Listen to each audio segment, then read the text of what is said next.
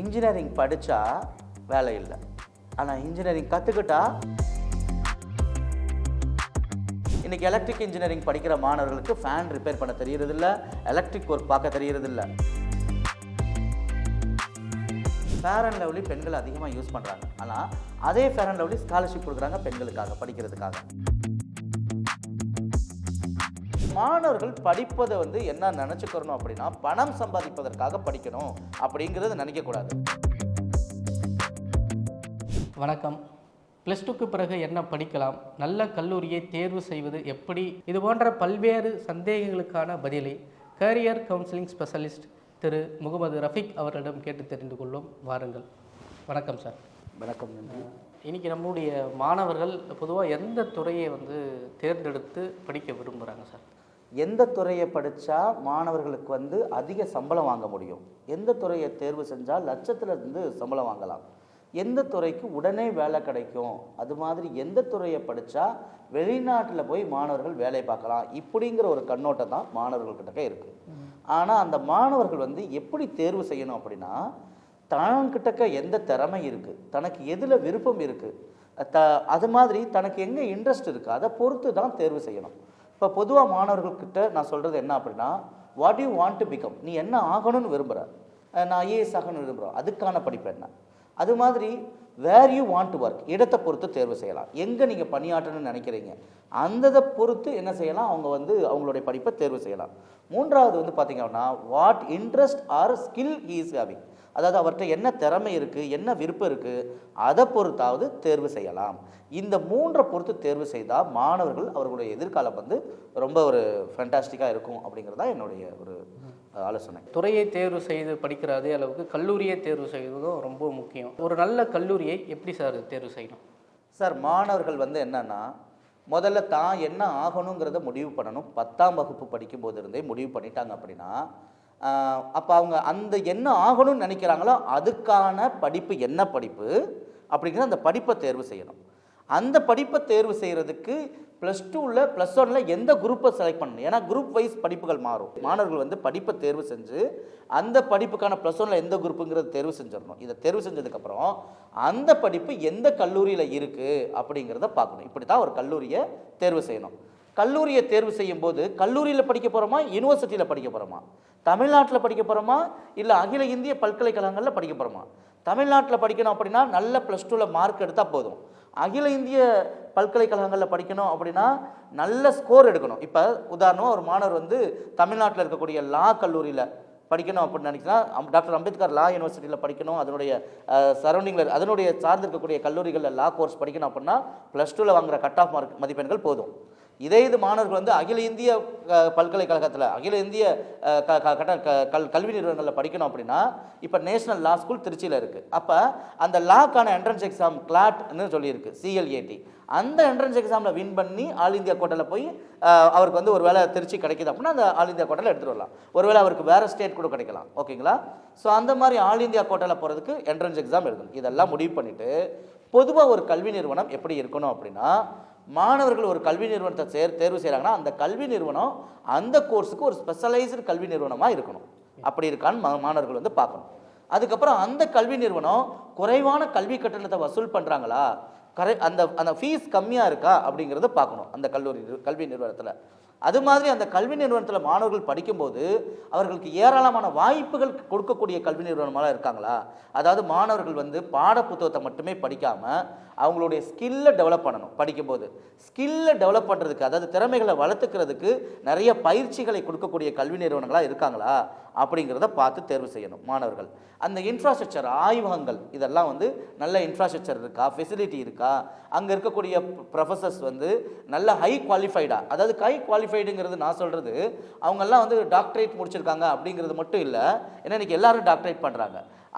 அந்த ப்ரொஃபஸர்ஸ்ட practical skill இருக்கா. உதாரணமாக ஒரு மாணவர் ஒரு ஐடி சார்ந்து படிக்க போகிறாரு அப்படின்னா ஐடி துறைக்கு எந்த நிறுவனம் சிறந்த நிறுவனம், கல்வி நிறுவனம் பார்க்குறாங்க அப்படின்னா அங்கே இருக்கக்கூடிய ப்ரொஃபஸர்ஸ் ப்ராக்டிக்கல் நாலேஜ், அதாவது ஸ்கில்லாக இருக்காங்களா. இப்போ பொதுவாக என்ன அப்படின்னா, இண்டஸ்ட்ரியில் ஒர்க் பண்ணிட்டு அவங்க ப்ரொஃபஸராக இருக்காங்க அப்படின்னா அண்ணா யூனிவர்சிட்டியில் ஒரு ரூல் இருக்குது, ப்ரொஃபஸராக இருக்கிறதுக்கு 2 இயர்ஸ் இண்டஸ்ட்ரியில் ஒர்க் பண்ணிவிட்டு எக்ஸ்பீரியன்ஸ் ஜாயின் பண்ணலாம். அப்போ அப்படி இருக்கும்போது அந்த ப்ராக்டிக்கல் எக்ஸ்போசர் அந்த ப்ரொஃபஸர்ஸ்க்கு இருந்தால் தான் மாணவர்களுக்கு அது கிடைக்கும். இல்லைன்னா தியரி நாலேஜே மாணவர்களுக்கு கிடைக்கும். அப்போ அது மாதிரி ப்ராக்டிக்கல் ஸ்கில் கொடுக்கக்கூடிய நிறுவனமாக இருக்காங்களா, ஸ்காலர்ஷிப் மாணவர்களுக்கு வாங்கி தரக்கூடிய நிறுவனங்களாக இருக்காங்களா அப்படிங்கிற இதை வந்து மாணவர்கள் பார்க்கணும். பொதுவாக மாணவர்கள் திறமையை வளர்த்து கொள்வதற்கு, ஸ்கில்லை டெவலப்மெண்ட் பண்ணுறதுக்கு ஏதுவான இடமா இருக்குதாங்கிறதெல்லாம் பார்த்து தான் மாணவர்கள் வந்து சூஸ் பண்ணணும் ஒரு கல்வி நிறுவனத்தை. பொதுவாக நகர்ப்புற மாணவர்களுக்கு, பெற்றோர்களுக்கு இந்த மாதிரி கல்வி சார்ந்த ஒரு விழிப்புணர்வு இருக்கிறது வந்து பார்க்க முடியுது. கிராமப்புற மாணவர்களுக்கோ பெற்றோர்களுக்கோ அப்படியான ஒரு விழிப்புணர்வு வந்து ரொம்ப குறைவாக தான் இருக்குது பார்க்க முடியுது. அவங்களுக்கு வந்து கிடைக்கிற கல்லூரி இல்லை மற்ற இதை தான் அவங்க வந்து பயன்படுத்திக்கிட்டு தான் இருக்குது. உங்களுடைய இந்த எக்ஸ்பீரியன்ஸில் கிராமப்புற மாணவர்கள் எப்படியான கல்லூரிகளை வந்து தேர்வு செய்யணும்? கிராமப்புறங்களாக இருந்தாலும் சரி, மாணவர்கள் வந்து நகர்ப்புறங்களாக இருந்தாலும் சரி, மாணவர்களுக்கு வந்து என்னென்னா சாதிக்கணும், ஒரு துறையில் சாதிக்கணுங்கிற ஒரு ஆர்வம் இருக்கணும். அந்த ஆர்வம் இருந்து மாணவர்கள் கடினமாக உழைச்சாங்க அப்படின்னா, இது கிராமப்புற மாணவர்கள் தான் படிக்கிறது, இது வந்து நகர்ப்புறங்கள் தான் மாணவர்கள் தான் படிக்கிறது அப்படின்னு எந்த ஒரு கோர்ஸும் இல்லை. இப்போ உதாரணமாக நான் வந்து படிக்கும்போது, நான் வந்து தேனி டிஸ்ட்ரிக்டில் ஒரு ரூரல் ஏரியா, உத்தமாபாளையம், ஓகேங்களா. இப்போ அந்த ரூரல் ஏரியாவிலேருந்து நான் படிக்கிறேன். இப்போ நான் படிக்கும்போது எனக்கு தெரிஞ்சதெல்லாம் ஆர்ட்ஸ், சயின்ஸ், இன்ஜினியரிங் தவிர வேறு எந்த ஆப்ஷன்ஸும் இல்லை. ஏன்னா எனக்கு யாரும் சொல்லிக் கொடுக்கல இந்த மாதிரி ஆப்ஷன்ஸ்லாம் இருக்குது அப்படிங்கிறது, ஓகேங்களா. ஸோ அப்போ நான் படிக்கும்போது என்ன பண்ணேன், +2 முடித்தேன், ஆர்ட்ஸில் சயின்ஸில் வந்து பிஎஸ்சி ஃபிசிக்ஸ் படித்தேன், அப்புறம் எம்சிஏ படித்தேன், ஓகேங்களா. ஸோ எங்களுக்கு வேறு வேறு படிப்புகள்லாம் ஆப்ஷன்ஸ் இருக்குங்கிறது தெரியலை, யாரும் சொல்லிக் கொடுக்கல. ஆனால் இப்போ நாங்கள் வந்து பாருங்களேன், நாம் வந்து ஒன்று நம்மளுடைய திறமைகள்லாம் வளர்த்துட்டு நம்ம வந்து ஸ்கில்லாக முன்னாடியே நம்ம வந்து ஸ்கில்லாகி இதுக்கு தான் போக போகிறோம் அப்படின்னு டிசிஷன் வந்து முன்னாடியெல்லாம் பண்ணுறது கிடையாது. ஸோ ஏதோ படிப்போம், மார்க் வாங்குவோம், +2ல் மார்க் வாங்க வச்சு அதுக்கு தகுந்த மாதிரி என்ன கல்லூரி கிடைக்குதோ அதை தேர்ந்தெடுப்போம், அந்த படிப்பை தேர்ந்தெடுப்போம், படித்து முடிச்சதுக்கப்புறம் தான் இந்த வாய்ப்புகள் இருக்காங்கிறதே நமக்கு தெரியும். ஆனால் இப்போ வந்து மாணவர்கள் என்ன அப்படின்னா, முன்னாடியே அவங்க என்ன ஆகணுங்கிறத டிசைட் பண்ணிக்கிட்டாங்கன்னா ரொம்ப நல்லது, ஓகேங்களா. ஸோ நம்ம என்ன செய்கிறோம், படித்து முடிச்சோடனே வேலைக்கு போகிறோம். அதுக்கப்புறம் தான் நமக்கு இப்போ உதாரணமாக நான் திறமையை படித்து முடிச்சதுக்கப்புறம் வளர்த்துக்கிட்டனால இப்போ நான் கேரியர் கவுன்சிலிங் கொடுக்குறேன். நான் வந்து இந்தியா முழுவதும் இருக்கக்கூடிய மாணவர்களுக்கு கரியர் கவுன்சிலிங் கொடுக்குறேன். நான் அது மாதிரி கரியர் கவுன்சிலிங்கில் என்னென்ன புக்ஸ் எல்லாம் பண்ணியிருக்கிறேன், ஸ்காலர்ஷிப் புக் பண்ணியிருக்கிறேன், அதே மாதிரி என்னென்னலாம் படிக்கலாங்கிற புக் பண்ணியிருக்கேன். இந்த புக்கை நான் தமிழ்நாட்டில் ஒரு ரூரல் ஏரியாவிலேருந்து டெவலப் ஆகி வந்தனாலும் கூட ராஜஸ்தான்லேருந்தோ, பீகார்லேருந்தோ, குஜராத்லேருந்தோ மாணவர்கள் வந்து இந்த புக்கை கேட்கும்போது என்னுடைய திறமையினால் நான் வந்து வெளி உலகத்தை நான் வந்து ரீச் பண்ண முடியும் அப்படின்னு நம்புகிறேன். ஸோ மாணவர்கள் அவங்களுடைய கடினமான உழைப்பு, இறை நம்பிக்கை, நல்ல வந்து எண்ணம் இருந்து அவங்க வந்து என்ன சாதிக்க நினைக்கிறாங்களோ அந்த நல்ல இலக்கை வந்து வச்சாங்க அப்படின்னா, கண்டிப்பாக அவங்க கோல் வச்சாங்க அப்படின்னா கிராமப்புறத்தில் இருந்தாலும் சரி, வேர்ல்டு லெவலில் அவங்க வந்து படிக்கலாம். அதுக்கு வந்து பணம் ஒரு தடை இல்லை. வெளிநாடுகளில் மருத்துவம் படிக்கிறதுக்கு நம்முடைய மாணவர்கள் எப்படி தயாராகணும், அந்த தேர்வு முறைகளை வந்து எதிர்கொள்கிற முறைகளை பற்றி சொல்லுங்கள். வெளிநாடுகளில் எம்பிபிஎஸ் படிக்க போகிறதுங்கிறது யார் போவாங்க அப்படின்னா, யாருக்கு இங்கே கிடைக்கலையோ அவங்க தான் வெளிநாடுகளில் மருத்துவம் படிக்க போவாங்க. இப்போ தமிழ்நாட்டில் வந்து அவங்க வந்து அவங்களுடைய நேஷ்னாலிட்டி வந்து இந்தியனாக இருந்துட்டு வெளிநாடுகளில் மருத்துவம் படிச்சுட்டு திருப்பி அவங்க வந்து இந்தியாவில் வந்து ப்ராக்டிஸ் பண்ணுறதுங்கிறது கொஞ்சம் டிஃபிகல்ட்டிஸ் இருக்குது, ஓகேங்களா. இப்போ வந்து என்னென்னா, சில இடங்களெல்லாம் நம்ம பார்க்குறோம், எம்பிபிஎஸ் வந்து வெளிநாடுகளில் படிக்கலாம், நீட் தேவையே இல்லை அப்படின்னு விளம்பரப்படுத்துகிறாங்க. அது வந்து முற்றிலும் தவறானது, ஓகேங்களா.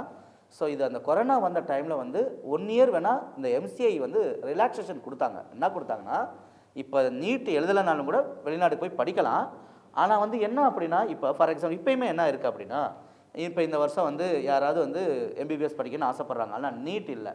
வெளிநாடு பல்கலைக்கழகங்களில் ரஷ்யாலேயோ சைனாலேயோ இப்போ சில யூனிவர்சிட்டிஸ்லாம் அக்செப்ட் பண்ணிக்கிறாங்க, ஓகேங்களா. ஆனால் மேக்ஸிமம் நிறைய யூனிவர்சிட்டிஸு நீட் ஸ்கோர் கம்பல்சரி தேவை, ஓகேங்களா. இப்போ உதாரணமாக ஒரு 720க்கு 122 140 எடுத்தால் பாஸ் மார்க்குன்னு வச்சுக்கோங்களேன். ஸோ அது கம்பல்சரி அந்த நீட்டில் வந்து அவங்க கிளியர் பண்ணியிருந்துருக்கணும், அந்த பர்சன்டேஜ் வந்து எடுத்துருக்கணும். சில கண்ட்ரியில் இருக்கக்கூடிய யூனிவர்சிட்டிஸ் வந்து நீட் தேவையில்லை அப்படின்னு சொல்கிறாங்கன்னா, கண்டிப்பாக தேவையில்லை அப்படின்லாம் சொல்லலை. நீட் இல்லைனாலும் இப்போ எடுத்துக்கிறோம், 1 இயர் டைம் கொடுப்பாங்க, அந்த 1 இயரில் நீட் எக்ஸாமை கிளியர் பண்ணிடணும்.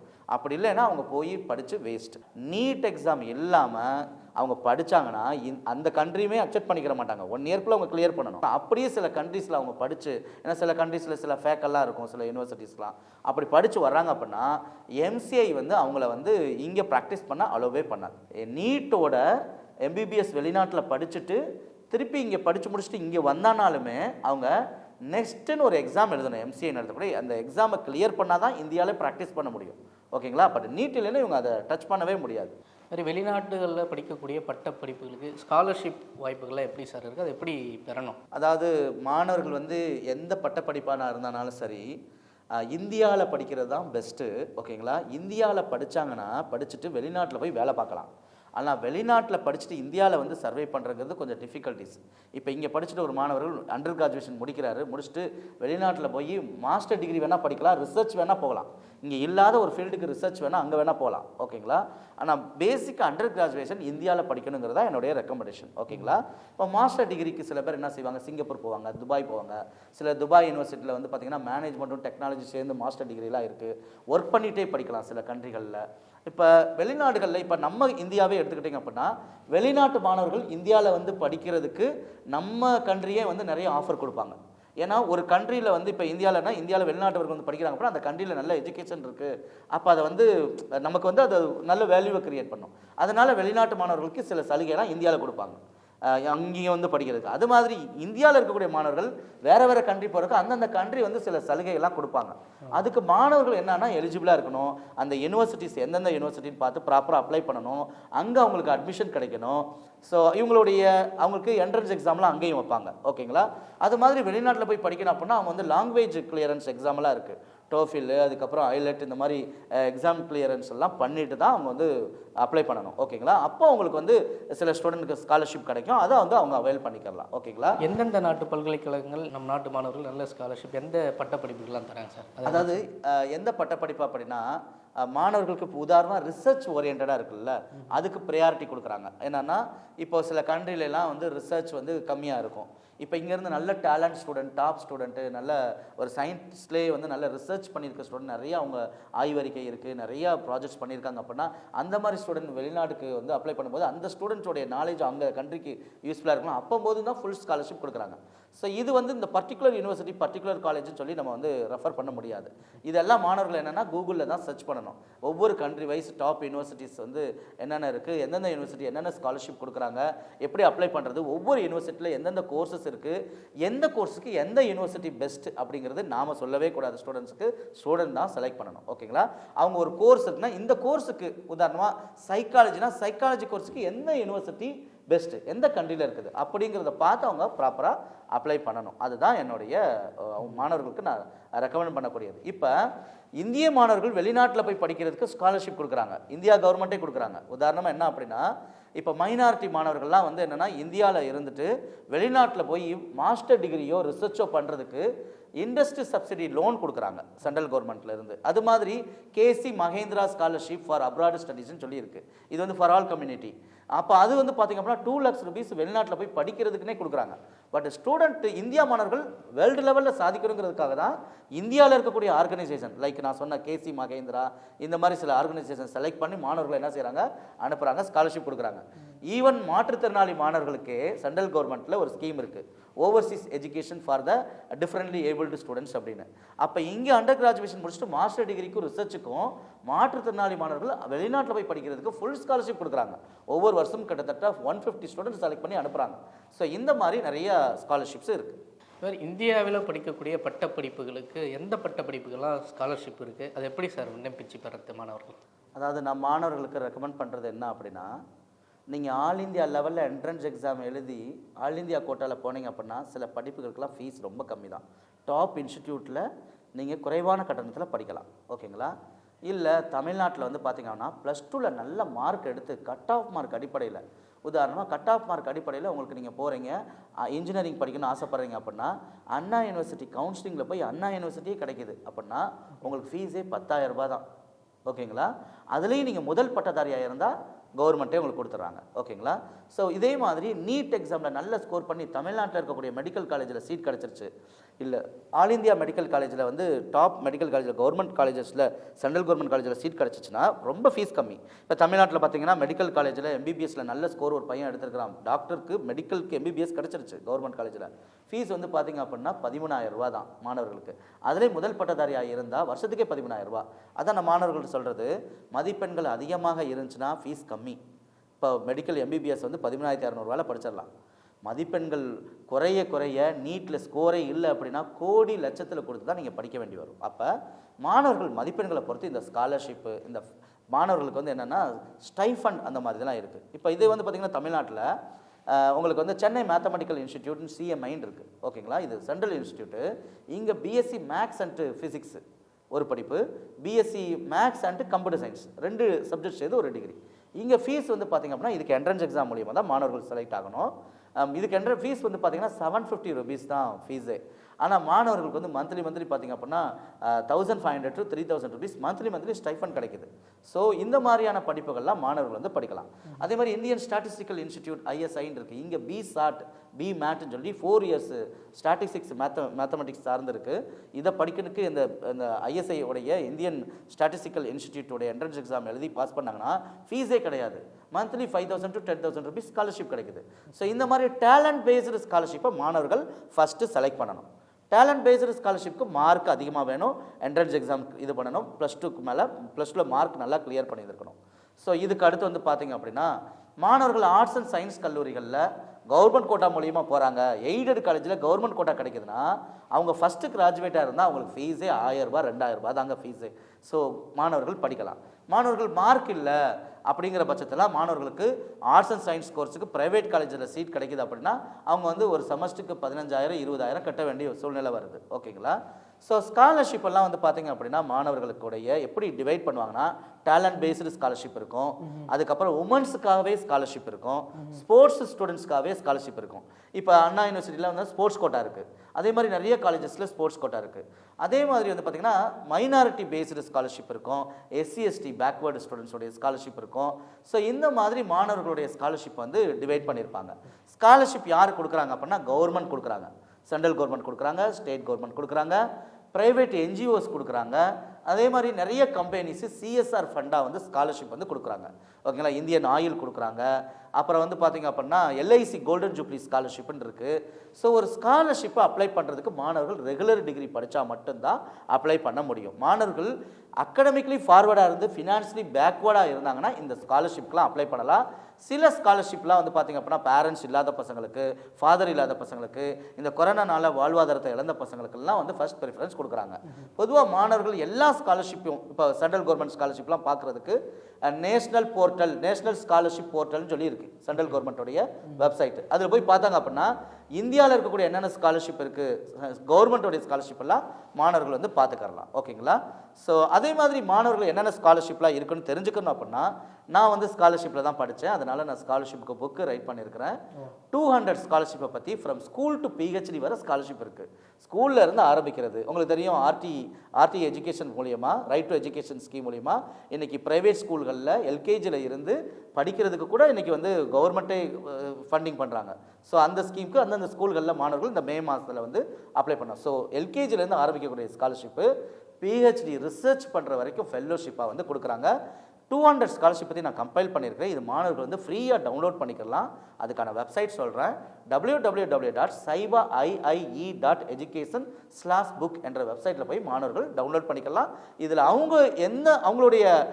அவங்களுடைய எஜுகேஷன் குவாலிஃபிகேஷனுக்கு தகுந்த மாதிரி, அவங்களுடைய ஃபேமிலி ஸ்டேட்டஸ் தகுந்த மாதிரி, அவங்களுடைய படிப்புக்கு தகுந்த மாதிரி மாணவர்கள் வந்து ஸ்காலர்ஷிப்பை அப்ளை பண்ணிக்கலாம்.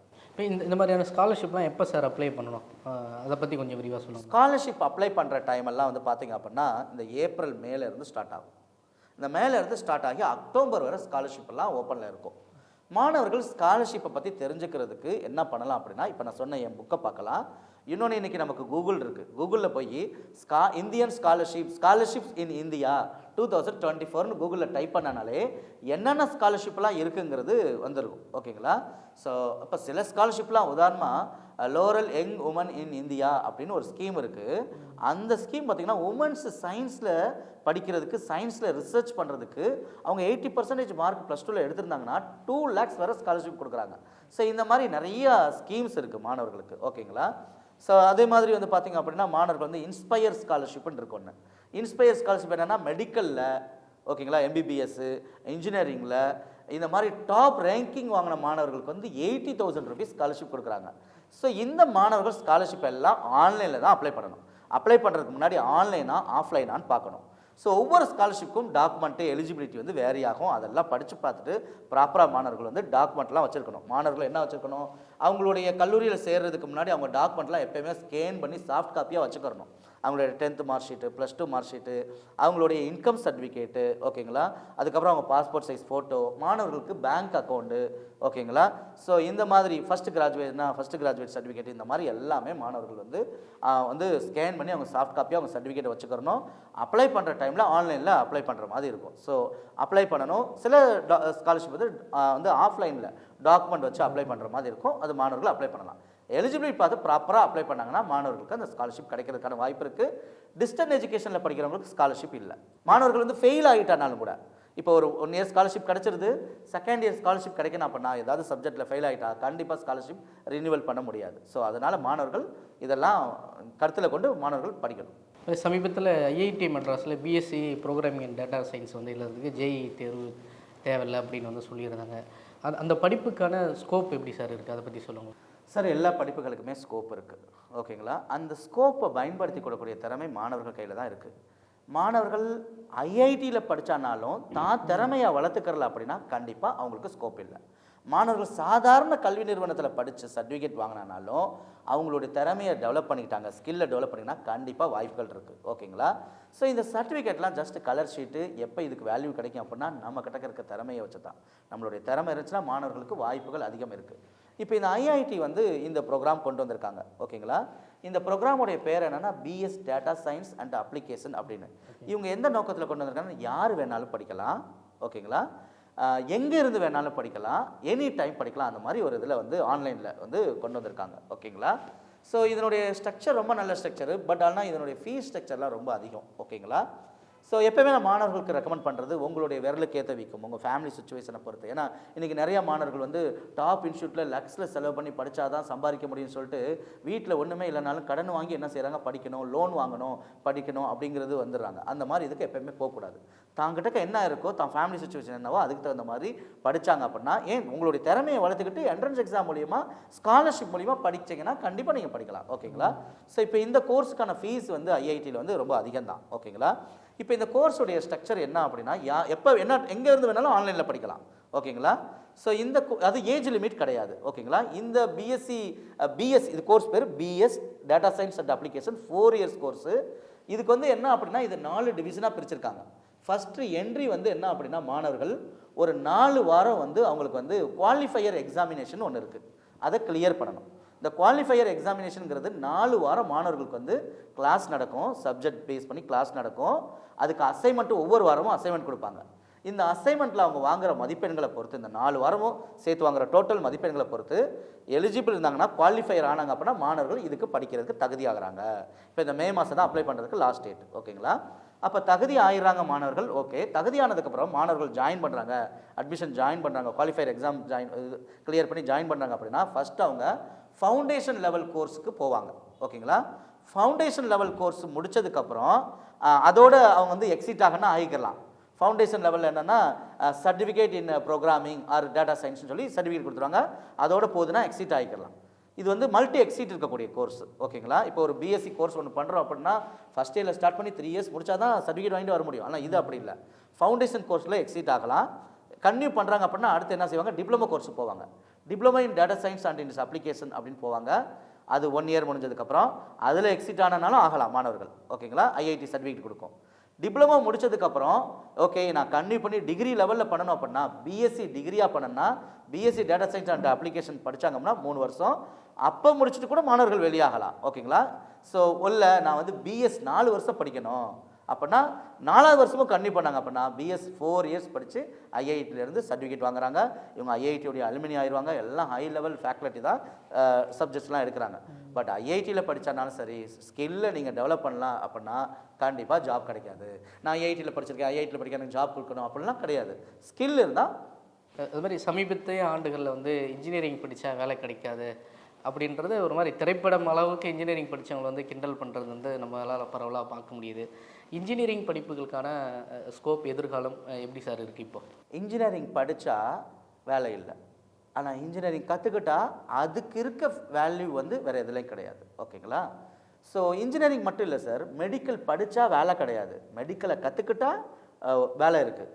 ஸோ இப்போ இன்றைக்கி இன்ஜினியரிங் படிக்கிற மாணவர்கள் உதாரணமாக ஒரு சிவில் இன்ஜினியரிங் படிக்கிறார் அப்படின்னா அவருக்கு வந்து படிக்க தான் செய்கிறாரே தவிர 4 வருடம் அந்த சிவில் இன்ஜினியரிங் படிக்கிறாருன்னு ஒரு பில்டிங் கன்ஸ்ட்ரக்ட் பண்ணுறதுக்கான என்ன தேவை, ஒரு பில்டிங் எப்படி கன்ஸ்ட்ரக்ட், ஒரு 4 வருஷம் சிவில் இன்ஜினியரிங் படித்தா எண்டில் அந்த மாணவருக்கு ஒரு பில்டிங்கை கன்ஸ்ட்ரக்ட் பண்ணக்கூடிய திறமை இருக்கணுமா இல்லையா? அதுதானே ரியல் அவுட்புட்டு.